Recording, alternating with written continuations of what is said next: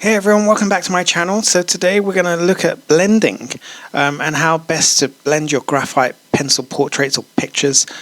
So we're using 5 different tools, which I'll be showing you today, and we're going to see which one performs the best. So what I've done is I've created 5 different squares here. So I'm just filling them in, so just a little bit sped up, filling them in with a 4B pencil, and we're going to see which one performs the best. Let's have a look. So first up we got blending stumps. So they come in a range of different sizes here, from very large to small, and you can file them with sandpaper to clean them up and keep using them. They last forever actually, they last a very long time. So next up we have toilet tissue or any sort of kitchen towel, the smoother the better. Next up we have blending pens. So these come in, well, I've got 2 different sizes here. One's got a smaller tip and the other one's got a slightly larger tip, but they're very, very good, and you can use them for a lot of different things as well, which is quite good. And next up we have cotton sticks or earbuds. These are one of my favourite tools to use, to be honest, and they're very cheap to buy, and they give you great results. And last up, what we use paintbrushes. So paintbrushes are actually really good for blending as well. So we're going to look at these and see how they perform. So let's get to it. See what we got. Okay, guys, let's go. Let's see what we got. So first of all, we're going to start with the blending stumps. I'm using the largest one here because it's quite a big space to fill. So what I'm doing, as you'll notice, I'm doing kind of circular motions. So I'm working in circles, very small circles, and just going across the kind of whole of the shape.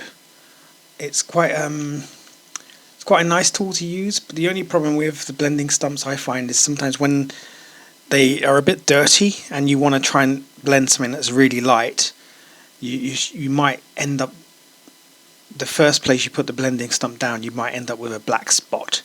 So you've got to be quite careful with the blending stumps.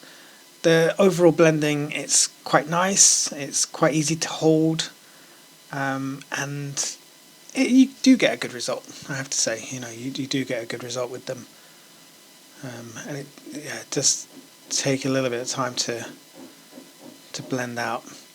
So for the blending stumps, I would say an overall rating of 7 out of 10, which is quite good, and you'll see the results as we go, but it's quite a nice tool to use, and especially when you've got loads of different sizes as well. You can also use the blending stumps for skin texture, and if you want to make a kind of beauty spot or a birthmark or anything like that, you can just dab it on the page, and you'll kind of get a kind of mark on there, which is quite good. Yeah, so 7 out of 10 for blending stumps.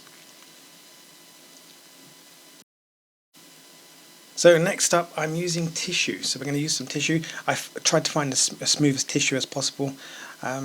Tissue is good. It's good for a big area, but if you want to use it for finer details, you might struggle because you haven't got any precision with tissue. That's the only problem with tissue paper. It's quite it actually blends really, really, really well, but I just don't like the fact that you got not a lot of control in a small space. So if you're trying to do something whereas you need a kind of very detailed area, you're gonna struggle with tissue. I'm gonna give tissue, for that reason only, actually I'm gonna give it 6 out of 10. But as you can see, the results are pretty good. So you do get good results with it, but yeah, I'm sticking with my score. Okay, so next up we got the blending pens. So I think I got these from Amazon. They're quite nice. I wouldn't really use them for blending too often. I like to use these for more fine lines. So if you want to do a kind of a really light wrinkle on someone's face, these are great. You can use these very, very nicely for those sorts of situations. But I wouldn't blend a large area with these, particularly kind of any sort of decent amount of space or size.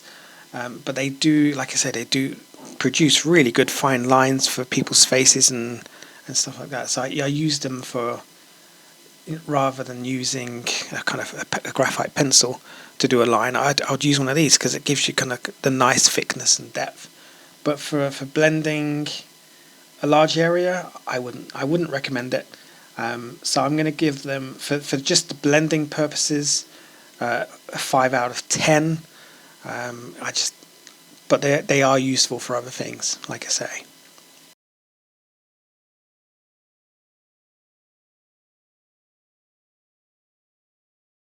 So next up, we got one of my favourite things to use, which is cotton buds. So these are my gold. I kind of really love using cotton buds for kind of all situations. I could even use them for doing wrinkles as well, because they work really, really well. They don't blend, like I said, they don't blend as well as tissue. For instance, you'll get a smoother result with tissue, but my style of portrait, I kind of like to do a nice skin texture anyway, so I kind of find that the cotton buds work the best for me. They're really cheap to buy as well, and you can reuse them. So if you want to darken an area, you can use a used cotton bud, which has got some graphite powder on there, and you can just kind of go over an area and get a darker shade. So these are fantastic. They do take a bit longer to use, but they are good for small areas, large areas, and picking out details as well. So I have to say I love using cotton buds. I'm going to give them an 8 out of 10, just because it's what I like to use the most, I guess, and I feel like I can get the best results from them. So 8 out of 10. Something I use very often. I normally use it if I use a graphite powder, which you can buy in tubs. So these are paintbrushes. So you can use a multitude of different sizes, different firmnesses. But I again, all of these techniques I'm using, I always use a circular motion. So a paintbrush works quite well. It's good for a large area because you can cover quite, get a good coverage, quite an even coverage as well. So as you can see from the blending pens, it's very blocky and the coverage is not very good. But the paintbrush gives you a more even, smooth coverage. I wouldn't say it's as good as the cotton buds or the tissue, but again, it depends what you have available. So if you've got, one of these things available, all of these things available, I would go for that. The only thing I would say, never blend with your finger, because you get all the oil and all the moisture from your finger blending into the graphite. It might look like you're getting a good result, but you'll end up with something really shiny and wet, and it just never use your finger to blend. I know some people say you can use your finger, but it's just never a good option. You leave a residue on the page, so always try not to do that. But paintbrush, gonna go 6 out of 10.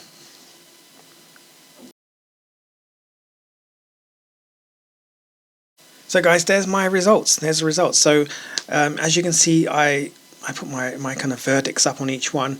What do you think? Do you prefer a particular style or a particular technique for blending? Is there any other material you use that you find blending really well? Do let us know in the comments, and we can have a discussion about it. Hope you enjoyed the video, but please do like and subscribe this video, and hopefully we'll bring more videos very soon. And let me know what you like the most.